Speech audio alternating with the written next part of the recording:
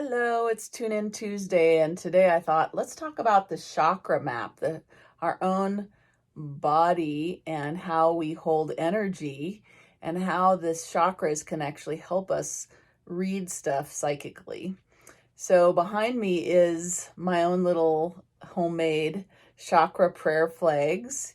And so I want to go into each of them really briefly today. Maybe you know them, but they're great tools to be aware of when you are working with energy, because when you tune into something, whether you're reading yourself or you're reading someone else, you can recognize where the energy is either stuck or where a picture or there's something shining in your consciousness when you're looking at it psychically and go, what is that related to in the energy field? So let's start with the root chakra. I'm getting down here so you can take a look at the root chakra, which is at the base of your spine. And that is where you hold your food, shelter, and survival energy. It has some energy around money. And so if there is a blockage there, or if something's lighting up there, that's what you know to first look towards. The second chakra, which is just right below your belly button, that orange prayer flag, is your sexual energy, your creative energy, your empathic sensitivity. So it's different than the way the heart feels, but it's the feels where you're tuning into energy of what's happening out there in the world.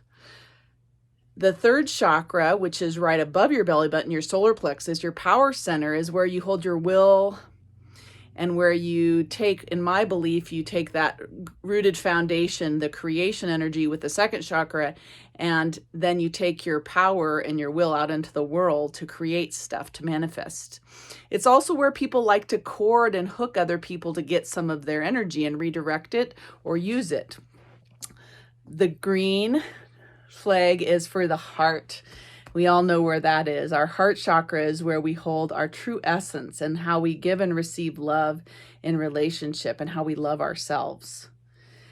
The blue is our throat chakra, our communication space. That's not just the mouth, but it's also the ears, what we hear and what we're allowed to say. And if that chakra has something that's blocking it, it might be getting in the way of what we're allowed to say or what we feel permission to speak. Or how we're even talking to ourselves. Then let's step up to this sort of more indigo blue, which is our third eye, our psychic space where we see from. And if there's something congested in that, then it might have to do with someone else's energy in your space. So you're not just seeing your own information, you're seeing other people's information, and it's disrupting your truth. That third eye is also where your brain is. It's your analytical mind and your intuitive mind. And so if you're doing the reading, it's always so important to clean out that center of headspace. Our crown, that chakra up here, is where we actually get guidance from source before it becomes conscious in the third eye or the brain.